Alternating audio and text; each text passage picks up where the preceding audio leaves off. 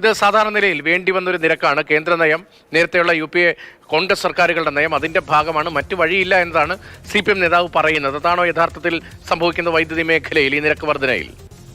4 രൂപ 25 പൈസയായിട്ട് UDF സർക്കാർ ഒരു ദീർഘകാല കരാർ ഒപ്പിട്ടിട്ടുണ്ടായിരുന്നു സ്വകാര്യ കമ്പനികളിൽ നിന്നും വൈദ്യുതി വാങ്ങുന്നതിന് വേണ്ടിയിട്ട്.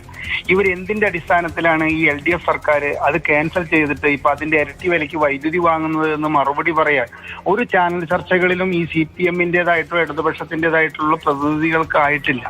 അനിവാര്യമായ ഒരു വർധനവ് അല്ലെങ്കിൽ ഈ സ്ഥാപനം നിലനിൽക്കില്ല എന്നുള്ളതൊക്കെ ഇവരുടെ കേവലം വായ്ത്താരികളാണ്. ഇവരുടെ സ്ഥാപനം നിലനിൽക്കാൻ വേണ്ടിയിട്ട് ഏറ്റവും ചുരുങ്ങിയ ശമ്പളം KSEBയുടെ 46,000 രൂപയാണെന്നും ഏറ്റവും കൂടിയ ശമ്പളം 2,75,000 രൂപയാണെന്നും വിവരാവകാശ നിയമപ്രകാരം മറുപടി ലഭിച്ചൊരു വ്യക്തി എന്ന നിലയിൽ പറയുകയാണ്. ചെലവുകൾ ചുരുക്കണം. അതുപോലെ തന്നെ KSEB എന്ന് പറയുന്ന മഹൽ പ്രസ്ഥാനത്തെ യൂണിയനുകളുടെ കാലിൽ കെട്ടിയിടുന്ന ആ പതിവ് നിർത്തണം. അതായത് ഈയിടെ എന്താണ് ചെയർമാൻ പറഞ്ഞത്? ഇവിടുത്തെ തൊഴിലാളികളെ പരസ്പരം അങ്ങോട്ടും ഇങ്ങോട്ടും ജോലിസ്ഥലം മാറ്റുന്നതിന് പോലും ട്രേഡ് യൂണിയൻ നേതാക്കളുടെ അനുവാദം വേണമെന്നാണ് പറയുന്നത്. അപ്പൊ ഇത്തരത്തിലെ യൂണിയനുകളുടെ കാൽച്ചുവട്ടിൽ കിടന്നുകൊണ്ട് ഒരു പ്രസ്ഥാനത്തെ മുൻപോട്ട് കൊണ്ടുപോകൽ ആദ്യം നിർത്തുക.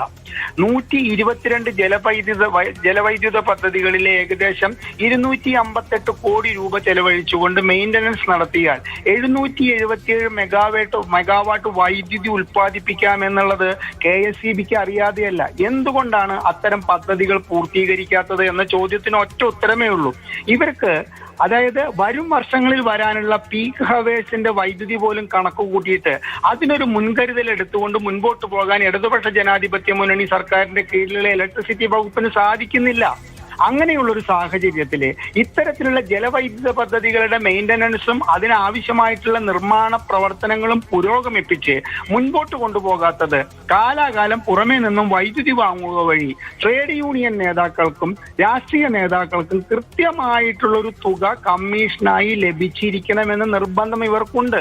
അപ്പൊ KSEB സാമ്പത്തികമായിട്ട് പിന്നോക്കമാണെന്ന് പറയുമ്പോൾ 3,645 കോടി രൂപ പല വിധത്തിലുള്ള കുടിശ്ശിക കിട്ടാനുണ്ട് എന്ന് പറയുന്നു. അതിലിപ്പോ പൊതുമേഖലാ സ്ഥാപനങ്ങളുടെ കുടിശ്ശിക എഴുതി തള്ളിയിട്ടുണ്ട് എന്നുള്ള വസ്തുത നിലനിൽക്കെ തന്നെ 664 കോടി രൂപയ്ക്കാണ് ഹൈക്കോടതിയുടെ സ്റ്റേ ഉള്ളത്.